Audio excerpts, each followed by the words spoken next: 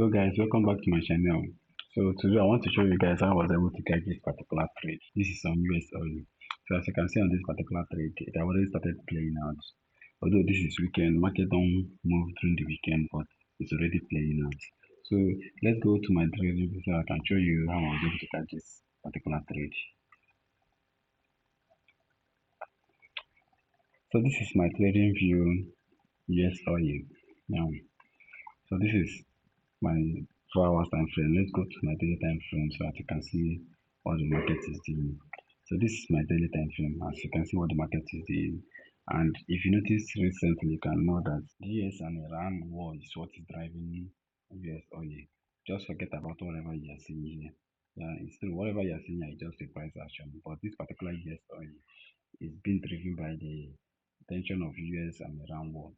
So as you can see, when the war was escalating, the price was going up, doing well, doing well. But at some certain point, there was about to be a peace deal that to be agreed by US and Iran. And then immediately the peace deal was announced, and then price started collapsing massively to the downside until the peace deal collapsed. And then you can see what happened again.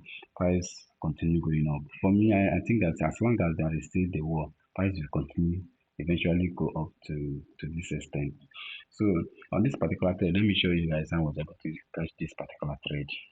So let's go down to my 4 hour time frame. So if you can see what the daily time frame is doing, daily time frame, if you have to follow the price action, daily time frame just breaks structure to the downside, and then it's currently doing pullback if you have to follow the price action. So for me to trade this particular trade here, it means that I'm going against the time frame direction, but but following the middle time frame direction and following the news. So let's go down to my daily for middle time frame, which is my 4 hour time frame, so that you can see exactly the reason why I entered this particular trade here.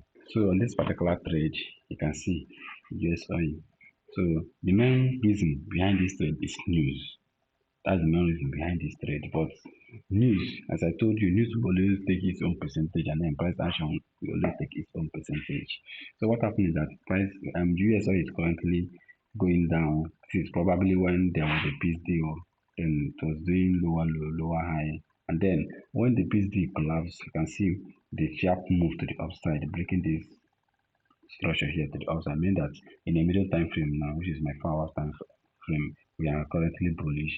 And then after this break of structure, you can see a pullback and then another move to the upside, and then giving us another high. And then we have a pullback here. And then after the pullback, a lot of consolidation. Then after this consolidation, that is when I know that surely we are going to go from this consolidation. That's when I knew that we are going to go from this particular consolidation here. Although it's a very risky trade, it's not a high probability one, because what could happen is that price could come back and then make a higher low and continue going up. But the reason behind this entering this trade, as I told you guys, is news. So I think on that day I entered this particular trade, US Iran strike US so hard that day that Trump vowed to retaliate on that particular slide. That is the main reason behind entering this trade. So as I told you, it's not a high probability one, but I still have to risk it. Or I mean, what's life without risk? So this particular trade, and then because of this particular consolidation here, let me go down to my lower time frame and tell you guys I'll enter the trade. So this is my lower time frame. Now I put my stop loss and invalidation zone, which is down here. So if price had come here and then take me out on this particular low here, I will know that my bias is wrong. But what happened is that because I have a wide stop loss, I give my stop loss an evaluation zone. After all this pullback here, and then price didn't take me out, continue going in my direction, and then I enter profit. This is one of the advantage of having a wide stop loss, putting your stop loss at the invalidation zone. Stop making your stop loss tight unnecessarily. So stop making your stop loss on tight unnecessarily, because what happened is that some people could have entered here, put their stop loss here. Yeah, that's what could have happened. Or some people can even put it here.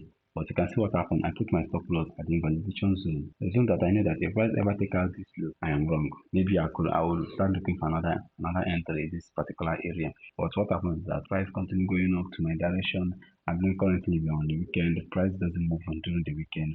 So what will happen during the weekend is that since there is no any form of news about peace deal, so what can happen when the prime market open is that it's either market open around this place, or market will just open here and then go up massively. That's definitely what is going to happen. Or else there is peace news, peace deal. But I guess it's unlikely. I don't think there will be any kind of peace news. I don't think Iran will need any kind of peace deal with Iran and with US. So what is going to happen is that this scenario that I said now, is either price have a jump here or price have to open here and then go up massively. But surely I know that price is going to come up this place. Thank you. If you watch this video to this long, make sure you like, share, and follow. See you guys in my next video.